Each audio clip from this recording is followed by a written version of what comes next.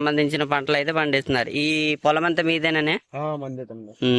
ఈ ఇక్కడ ఇక్కడ దాకా ఉండేది కానీ మీ పొలం రోడ్డులో చకం పోయింది. మనీ ఎంత పడ్డాయి? మనీ ఒక 5 లక్షల దాకా 5 లక్షల దాకా పడ్డాయి. Okay okay.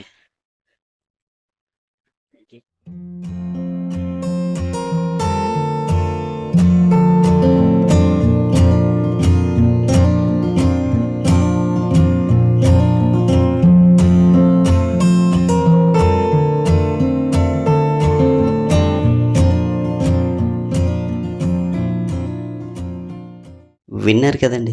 ఈ రోడ్డు ఎక్స్టెన్షన్ సమయంలో పొలాలు పోయిన వాళ్ళకి మన కేంద్ర ప్రభుత్వం ఏమాత్రం అన్యాయం అయితే చేయలేదండి. చాలా వరకు మనీ అయితే పంపించడం జరిగిందనమాట.